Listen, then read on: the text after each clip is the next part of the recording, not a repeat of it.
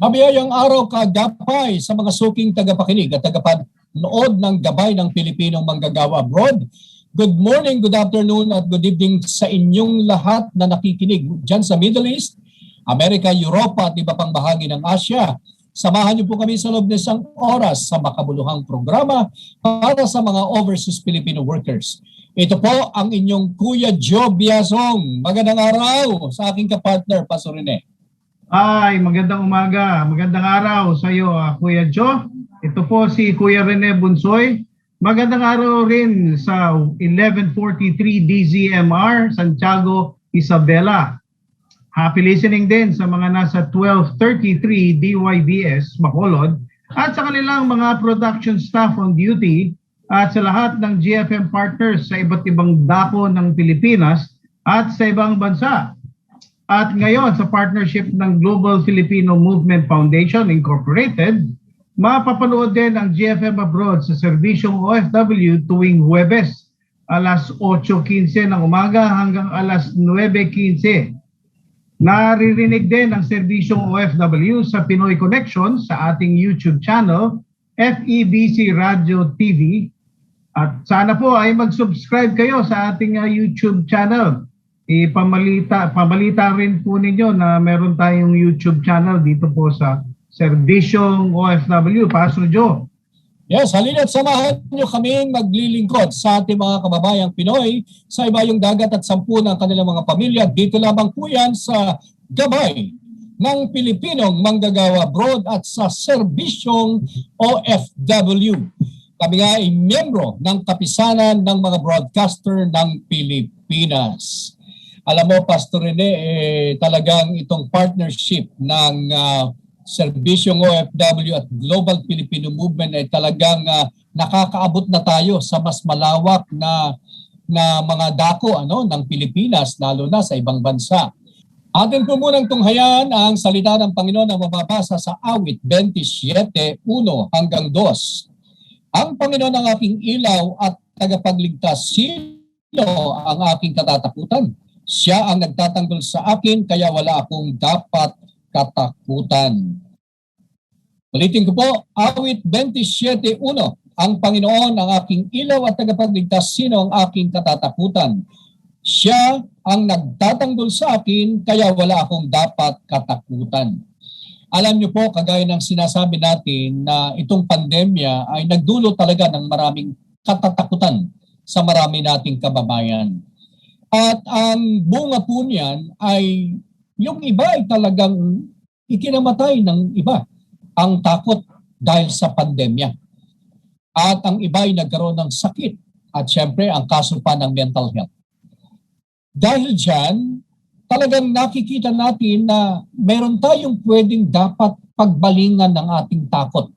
Walang iba kundi ang ating Panginoon sapagkat siya ang ilaw at siya ang ating tagapagligtas. Kapag ikay nasa panahon ng kadiliman, kabayan, liwanag ang kailangan mo. Kapag ikaw ay nangangailangan na maisalba sa sitwasyon mo, Diyos ang kailangan mo. Yan po ang paalala ng salita ng Panginoon. Siya ang ating ilaw at tagapagligtas, kaya wala tayong dapat katakutan. Magandang simula dito sa programang Gabay ng Pilipinong Manggagawa Abroad. Tayo po'y ma-inspire mula dito at hindi tayo dapat matakot naman ang ating pinagdaraanan. Tayo po'y manalangin at dumulog sa Panginoon. Aming Diyos, napakaganda at napakaligayang mapakinggan ang mga assurance ng iyong salita na ikaw ang aming ilaw at tagapagligtas.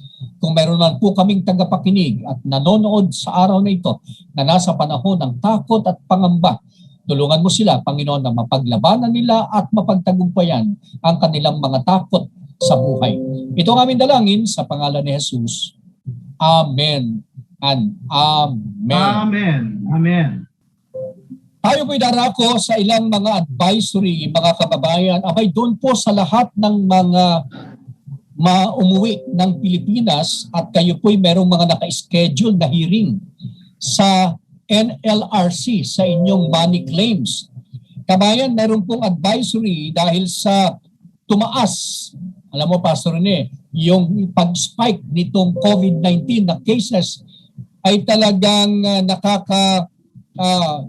kailangan mag-ingat talaga tayo. Ang sabi rito sa advisory na inilabas po ng NLRC noong March 13 ay in the interest of public health and the safety and in the view of reported COVID-19 infection of several employees, to contain the spread of infection among the employees and to the public on-site work at NLRC o National Labor Relations Commission main office building at ang NCR Arbitration Branch. Dito po yung tinatawag na Bookman Building at yung PPST Building.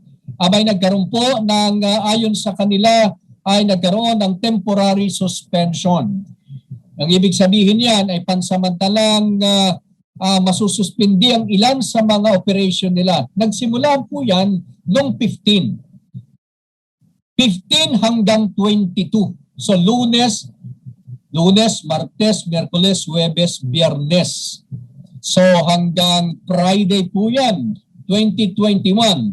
Pero ayon dito, in order not to hamper operation, skeletal workforce in the following offices shall be maintained. So, hindi naman totaling lahat ng serbisyo nila. Mayroon lang ilan sa mga services nila. Ang main office po, Central Receiving at saka Mailing Unit, Central Records and Docket Unit at ang Cashier, sila po'y bukas. Yung NCR Arbitration Branch, Receiving and Docket Unit, sila po ay skeletal force. Yun po ang paalala sa atin, ha? 15 to 22, simula Lunes hanggang ngayon Sabado pa yan. So, doon po sa mga may naka-schedule doon sa cashier, Central Record, ay meron naman po. Kaya lang yung iba ay hindi operational, sinuspende muna. Yan po ang ilan sa mga advisory nila mula po sa kanilang chairman, si Gerardo Nograles, ang ating pong commissioner ng NLRC. Ayan, Pastor Rene, baka may mga kilala kang may schedule na hearing sa money claims, paki-inform ang OFW, yung mga kakilala natin na yung iba ay sinuspindi muna dahil sa paglaganap, do pagkakaroon ng cases, para din PUA, Pastor Rene, no? Yung OWA, ganun din. Kaya every time na meron tayong bahagi ng ating pagbibigay advice o pagbibigay gabay, ay mga advisory po ang ating gagawin every time na meron tayong programa para aware sila. Alam mo, no, isang araw pumunta yung OFW, PUA, yung pala'y nasa sanitation, sila. Kaya walang tao, sarado pala. So maganda na maabisuhan natin ang ating mga overseas Filipino workers. Okay, Pastor Rene, wag na tayong magpakatagal-tagal sapagkat excited na ako mapakinggan itong ating i-interviewin. Kung kayo po ay nagpaplano ng bumalik ng bansa, ito na ang pagkakataong mapakinggan nyo. Introduce mo na, Pastor Rene. Ikaw na magpakilala ng ating magiging guest sa araw na ito. Well, oo, excited tayo kasi hindi na iba itong ating guest ngayong araw na ito. Sila po ay matagal na nagtrabaho sa UAE at just recently sila po ay bumalik for good. Ibig sabihin yan, talagang hindi na sila magtatrabaho doon. At maraming kwento, sila po ay partners natin ng Global Filipino Movement noong 2018 nung tayo ay nabigyan ng pagkakataon na pumunta doon sa UAE. Isa sila sa mga naging host natin, particularly sa lugar ng Fujairah sa UAE. At ipapakilala na natin without further ado, i-welcome natin si Sir Ricky at saka si Army Gasgonia. Yes, welcome po Sir Ricky at Sir Ma'am Army Gasgonia ng Pangasinan, Binalonan. Tama ba? Binalonan, Pangasinan. Ayan. Yon. Welcome po. Welcome po. Magandang araw po sa inyo, Pastor Joe and Pastor Rene at sa lahat po na nakikinig ngayong araw nito. Magandang araw po. Ayan. Yes. Thank you very much sa Brother Ricky and Army sa inyo pong pagpayag na ang inyong kwento ay mapakinggan at mapanood dito sa ating programang Gabay ng Pilipinong Manggagawa Abroad at ganoon na rin sa serbisyong OFW ng 702 DZS. Kaya simulan na natin, Pastor Rene, kasi alam ko kayo bago tayo pumasok sa programa, mahaba-haba na rin ang kwentuhan ninyo dahil meron na kayong mga pinagsamahan doon sa UAE nung ang Global Filipino Movement ay pumunta roon at nagkaroon ng mga pag-empower ng mga overseas Filipino workers at sila Brother Ricky, ang alam ko ang nag-host sa iyo roon. Tama ba, Pastor Rene? Tama yan. Siguro simulan natin. Kahit sinong sumagot na una, si Ricky or si RB. Ikwento nyo sa amin briefly, paano kayo nagsimula bilang mag-asawa o bilang OFW at paano yung kwento po ninyo bilang mga OFW doon sa Middle East? Opo, sige po. Siguro umpisahan ko po. Nag-umpisa po kaming pumunta sa UAE. That was year 2006. Nag-umpisa po ako magtrabaho muna doon for 1 year and then sumunod po sa akin yung aking pamilya. So basically doon na po naglakihan din yung mga bata, ang aming 3 anak. At doon na rin po nakapagtrabaho ang aking misis. Sa yung una pong mga panahon ay nandun kami sa Ras Al Khaimah at ang mga huling panahon namin sa UAE na nag-stay po kami ay doon po sa Fujairah. Siguro follow-up question ko ngayon, Pastor Rene, anong mga naging trabaho? No? Kasi normally, pag nandiyan sa UAE, medyo open yung bansang yan. Anong mga naging trabaho niyo roon at gaano katagal kayo nagtrabaho doon? Opo.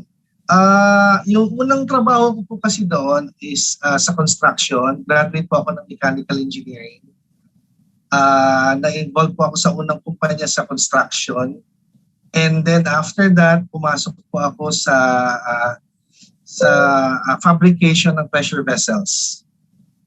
Hanggang nakarating po ako sa planta na, kasi ang nangyari po is yung kliyente po namin na nagpatayo ng planta ng mga storage tanks ay na-absorb din po ako. Kaya yung mga huling 5 taon po na namasukan po ako sa UAE ay sa storage tanks na po ako nakapagtrabaho. So that is 2006 hanggang anong taong kayo balik ng Pilipinas? 2006 hanggang 2019. More or less mga ilang taon yon. Pastor Rene, mahina sa math. Mahaba-haba din yon. Kumbaga, is that kumbaga mga 13 years, 15 years ba? Tama ba? Opo. Actually, 2019 po ako nawalan ng trabaho, but 2020 March last year lang po kami nakauwi. Oo, kasi parang yun yung mga panahon na nagkaroon na ng mga changes sa inyong company. Yun yung kwento ninyo eh. Opo. Yun po yung prayer po namin na humihingi po kami ng prayer din po sa inyo, Pastor. Naaalala ko yun. Pero ibig sabihin, since that time, ay nauna muna si Ricky, tapos sumunod si Army. Tama ba? Tama po.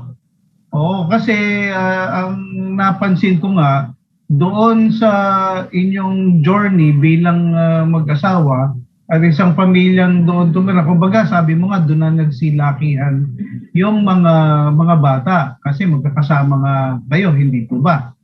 Yes po. Tama po. Ayan, during those times, ano ang naging biyaya ng pagtatrabaho abroad doon sa panahong iyon? Ano ang naging biyaya sa inyo bilang isang pamilya? Napakabuti po ng Panginoon kasi nangarap naman po kami mag-asawa bago kami pumunta doon. Una ako po. pinangako ko sa aking asawa na kukunin ko sila. Isa sa mga biyaya ng pagtatrabaho namin noon ay naisama kong aking pamilya, naisama kong aking asawa, kasi hindi naman po lahat ay nabibigyan ng pagkakataon na makapagtrabaho sa ibang bansa at nakakasama ang kanilang pamilya. So napakabuti ng Panginoon sapagkat inayaan niya na makasama ko po ang aming pamilya, aking asawa, doon sila naglakihan, doon sila nakapag-aral, naging masagana at maayos po ang aming buhay doon. Doon din po nakapagtrabaho ang aking misis. So, ibang-iba po talaga nung napunta po kami sa UAE at naging maayos po ang antas na aming pamumuhay doon. Okay, so siguro ang tanong ko ngayon, Pastor Rene, bakit kayo nagpasya? Normally, ang OFW, even sa time ng pandemic ngayon, Pastor Rene, gusto umalis ng bansa dahil wala kang trabahong available sa Pilipinas. At the same time ay alam mo naman na gustong makapagpundar sa kanilang pamilya para maging maayos ang pamumuhay nila. Ano naging basihan ng inyong pagpapasya na umuwi na ng Pilipinas at ang buong pamilya, kung tutusin may maayos na dahil buong pamilya halos naroon na, wala na kayong inaalala. Ano ang naging timbangan ng inyong pagpapasya? Bakit po kayo umuwi ng bansa? Tuloy-tuloy pa po sana ang aking pagtatrabaho doon. Pero ang nangyari po ay pinili po ng ibang kumpanya ang aking pinapasukan at ang nangyari ay yung mga dating tauhan ay isa-isang tinanggal. Mm-hmm. At isa ako po doon sa mga natanggal. At ako po ay naghanap ng trabaho pa doon, nag-stay pa for about 3 or 4 months pa. Pero po sa mga pagkakataon yun ay talagang nahirapan po ako, hindi na po talaga ako makahanap ng trabaho. So we decided na, pero po yung expenses po namin doon, nagbabayad po kami ng bahay, ay tumataas na, kasi wala naman po akong income. Ang misis ko lang po yung nagtatrabaho bilang assistant teacher. Ang nangyari po is nag-decide na po kaming umuwi sa kadahilanan po na talagang wala na po akong mapasukan doon at napakahirap po maghanap ng trabaho. At kaya nga po, inabutan pa ng pandemic ay talagang hindi na po nakapasok. So, okay, siguro yes, so ibig sabihin ngayon na dahil doon sa circumstance ngayon ay kumbaga napauwi kayo dito sa Pilipinas. Ngayon siguro ang tanongin naman natin, Pastor Joe, is paano sila ngayon nag-transition towards yung sa ginagawa ninyo ngayon? And kayo po ay nasa Binalonan, Pangasinan ngayon. Ano yung ginagawa ninyo ngayon? At ito ay sinasabi ko, Pastor Joe, dahil sila ay na-feature ng Department of Agriculture doon sa kanilang agri-negosyo. At sabi ko, nakakagulat na nakakatuwa dahil napanood natin siya. Ricky at Army, ikwento nyo, paano kayo naging involved dito sa business na ito na nagkaroon kayo ng rice mill? Opo, salamat po. Nung nawalan po kami ng trabaho, nandun pa lang sa UAE, we already decided na uuwi na po kami. Pero ang unang tanong po namin is paano kami kukuha ng ikakabuhay dito sa Pilipinas. Hanggang sa naisip namin na meron naman kaming rice mill, existing ito, pero pinapatakbo lang during milling season. Hindi naman siya talaga tumatakbo. So we decided na we will start up, uuwi tayo ng probinsya, doon na lang tayo sa probinsya, and then tayo magpapatuloy ng rice mill. Pero again, that question, meron pa rin po kami question, worried pa rin po kami, paano namin masusustain yung aming pangangailangan? Kasi nag-aaral pa po yung isa kong anak. Mm-hmm. So sabi po namin, sige, maghanap tayo ng tao, kailangan natin sigurong manghiram hanggang na we came across po yung BP2 program ng Presidente. Yung Balik Probinsya, Bagong Pag-asa program. At sabi po namin, this time, sige, OFW tayo, tumutulong tayo sa ekonomiya ng ating bansa, nagpapadala tayo ng ating mga remittances. Subukan natin humingi ng tulong sa gobyerno. At yun na nga po, ay kami po eventually ay naging beneficiary ng agri-negosyo program ng ating pong Department of Agriculture. Okay. Brother Ricky, pakikwento mo nga, paki-elaborate. Kasi ngayon, maraming nakikinig at nanonood ngayon na ganyan din ang mga iniisip na naroon din sa ibang bansa ang pamilya niya, pero dahil sa pandemya naapektuhan din, encourage natin sila na kahit ganito ang sitwasyon, baka mayroon silang mga nakakaligtaan na mga dating mga negosyo or yung hindi functional pero malaki ang potential na makapagpatuloy ang negosyo o humintong negosyo, pwedeng buhayin na negosyo o yung startup. So paano nagsimula? Ano yung mga nasa inyo that time bago kayo pumasok sa ganyan? Ano yung sitwasyon doon sa lugar niyo mismo? Anong meron at anong wala? Opo. Tama po, Pastor Joe. Kami po kasi nagkataon lang po na meron po kami existing na rice mill, which is serving the local market here in Binalonan, in particular Balangobang area po kami. So, meron naman po rin iba para sa ating pong mga kababayan na gusto rin pong umuwi at humingi ng tulong sa ating gobyerno. Pwede rin po silang, kung meron po silang mga lupang sinasaka dito sa kanilang probinsya, kung meron po silang negosyo na engage sa fisheries, hindi lamang po sa farm. Kasi po, ang nangyari po sa akin is hindi naman po sa pagsasaka ang aming negosyo, pero involved po sa process. So, yung hindi naman po kasi magiging bigas yung palay na inaanin ng ating magsasaka kung hindi po daraan sa rice milling. Yun po ang aming ginawang negosyo, pinagpatuloy po dito. At humingi po kami ng tulong sa ating gobyerno. Noong una nga po, akala namin ay hindi ganun ka-responsive yung government. Akala namin ay talaga hindi sila sasagot at yung mga palakasan lang nandyan. Pero hindi po pala, maling-mali po ang aming impression at talaga pong tuwan-tuwa po kami at nasisiyahan dahil tinulungan po kami ng Department of Agriculture. Okay. Yung mga step, Pastor Rene, kasi di ba kausap natin lagi ngayon, may mga orientation tayo sa Department of Agriculture. Ito tunay na Ito na mismo yun. Kasi kung minsan, ang mga kababayan nating Pinoy, kagaya rin ng impresyon ni Ricky at ni Army na ang gobyerno ay hindi tutugon. Mas mukhang naging responsive ngayon ng gobyerno dahil ditong pandemya.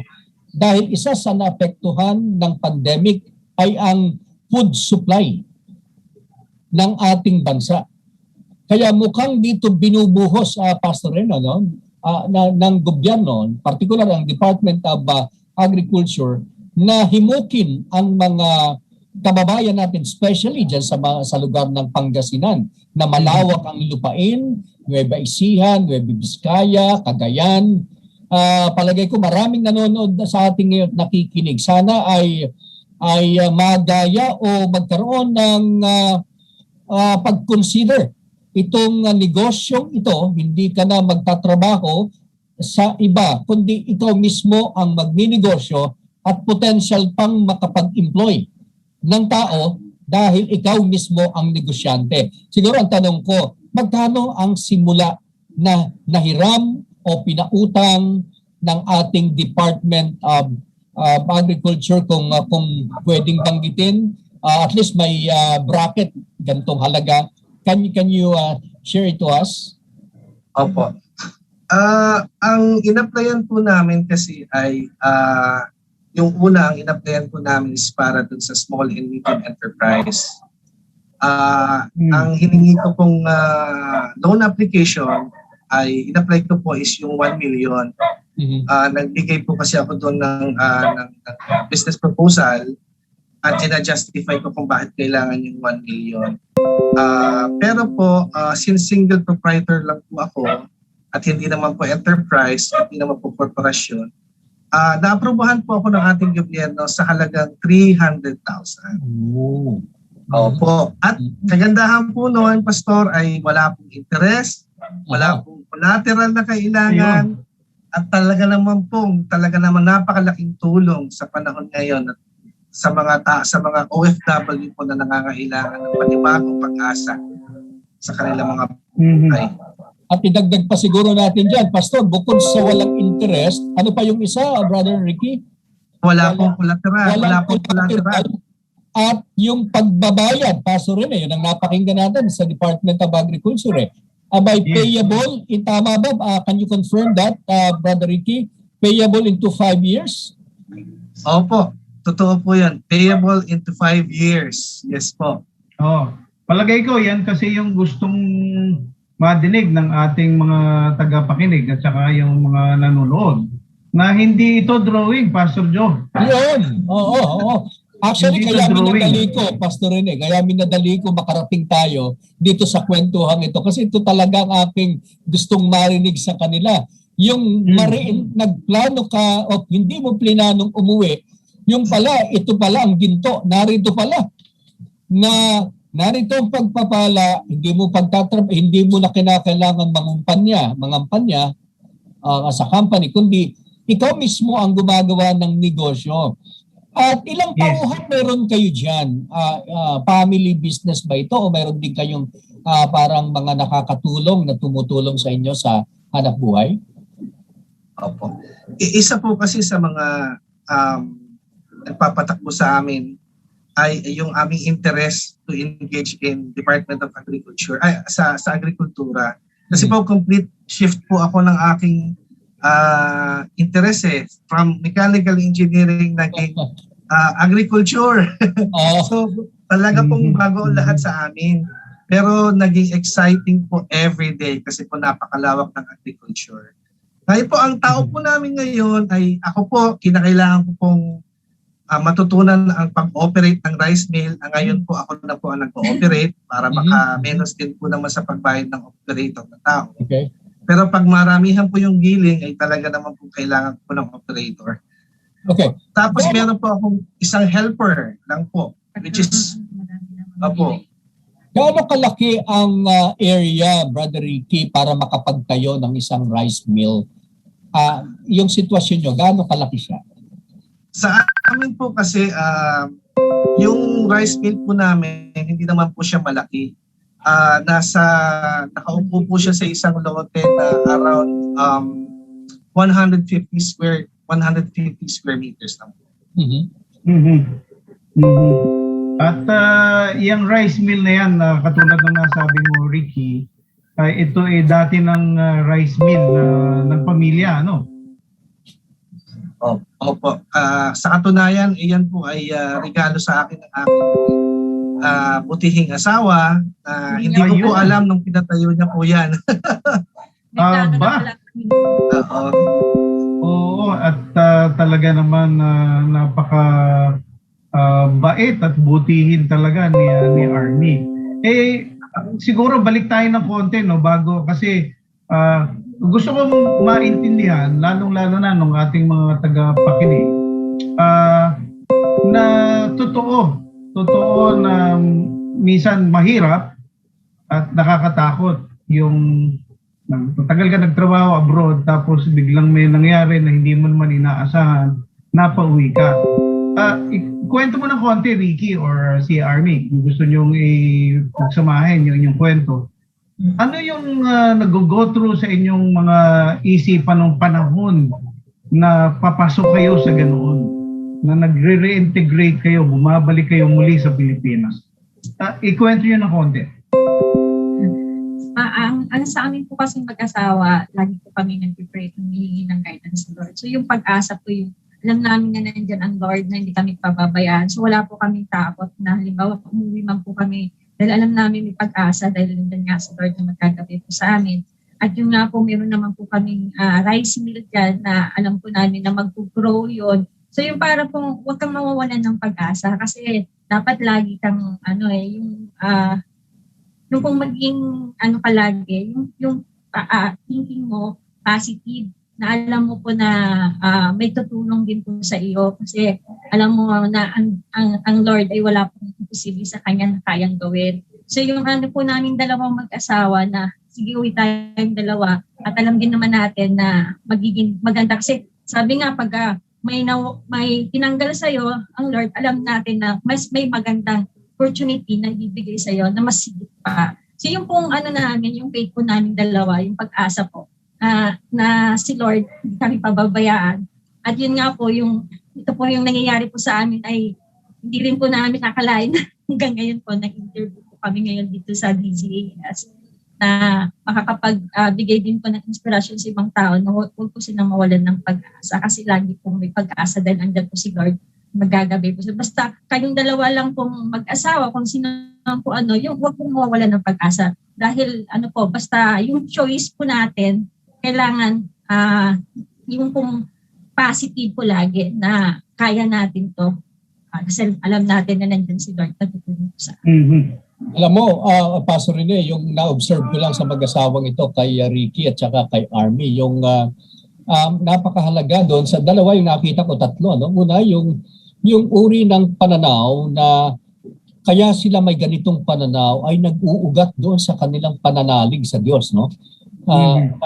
Kahit ganito nangyari, sabi nga ni Ma'am Army, kung may tinanggal sa'yo, may ipapalit sa'yo.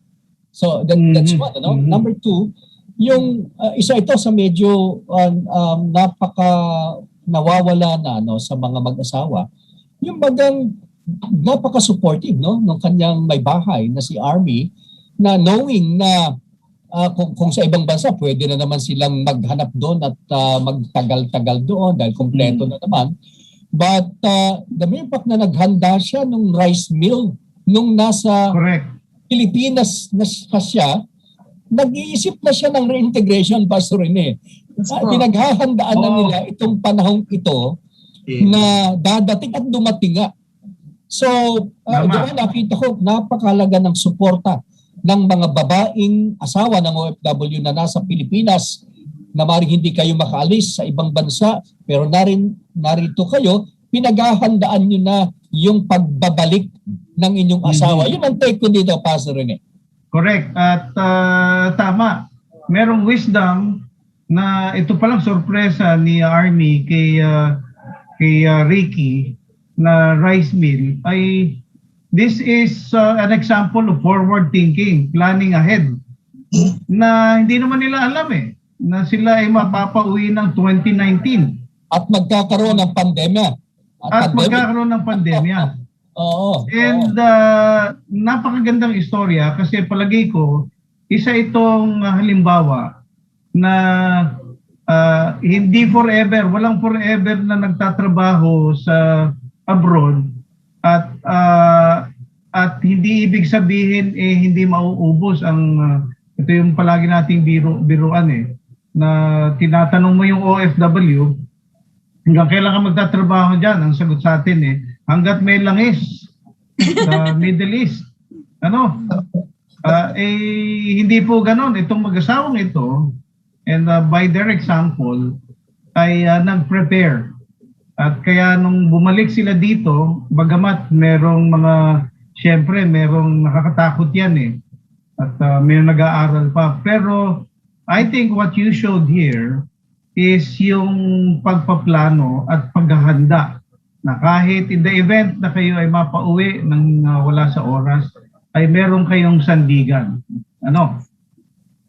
Ayan, siguro sa pagtatapos natin, ano yung maiiwan nyo pa na encouragement sa ating mga kababayan who right now, yung mga naka-experience na nga ng ganitong pandemya at katulad ninyo, ano yung maiiwan ninyong word of encouragement sa kanila aside from what you already said? Opo. Sa ating pong mga kababayan na nawawala ng pag-asa, lalo-lalo na po sa aking mga sa amin po na tulad ng OFW, ay wag po tayong mawawala ng pag-asa. Meron pong buhay, meron pong pag-asa dito sa Pilipinas. Lalong-lalo na po na nandyan po ang ating gobyerno para tumulong po sa atin. Marami pong sangay ng gobyerno natin ang pwedeng tumulong sa mga OFWs. Pero yung sa amin po, sana nangyari po sa amin ay nagkataon po na ang interest namin ay nasa agrikultura at hinanap din po namin ang tulong ng Department of Agriculture. At yun na nga po na tulungan nila po kami. At pangalawa po ay lagi po tayong hihingi ng tulong sa Panginoon dahil siya po ang talaga naman nating sandigan sa lahat ng pagsubok sa buhay. Number 3 po ay talaga po naman ang Pilipinas ay napakarami po ng ino-offer para muli po tayong makabawi kung tayo man po ay nagkulang o kung tayo man po ay nagkaroon ng hindi magandang experience sa abroad at napauwi. Wag po kayo mahinaan, may pag-asa po sa atin. It's a matter of connecting yourself to the right people, to the right institution. Okay, maraming salamat Ricky and Army, Pastor Rene. Ako, sayang, marami pa sana tayong gustong marinig sa kanya, mga sharing, yung experience niya, paano yung pagpapatakbo, gaano kadami. Nako, maganda, mapasyalan natin diyan na lugar na yan ng Binanlonan. Hopefully makarating tayo dyan, makatapos lang itong pandemic at mayroon akong pinupuntahan din dyan mga Flores family dyan sa Binalonan. Okay, Pastor Rene. Yes, maraming salamat sa inyong dalawa, Ricky at Arnie. Salamat dito. Napakalaking inspirasyon ito para sa ating mga OFW. Maraming salamat sa inyo. Thank you po. God bless po. God bless po sa inyong lahat. Marami pong salamat sa ating mga naging guest, Ricky and RB Gasgonian. Ako, maraming na-inspire sa inyong buhay at maraming na-empower, na-bless sa inyong kwento ng inyong pag-guest sa amin. Nawa po ay patuloy kayong pagpalain ng ating Panginoon sa inyong journey bilang mga OFW na ngayon ay nasa Pilipinas na. At tayo po'y magtatapos sa mamagitan ng pananalangin at isama na rin natin sila sa prayer natin. Aming Diyos na makapangyarihan sa lahat, maraming salamat sa inspiring sharing nila Ricky and Army. Nawa po'y patuloy niyong gamitin ang mga buhay nila upang marami pang maimpluwensyahan sa kanilang mga ginagawa bilang mga magagandang modelo ng pagiging OFW na sila ngayon ay narito sa Pilipinas. I-bless niyo po ang kanilang buhay. Ito ang aming dalangin sa pangalan ni Jesus. Amen and Amen.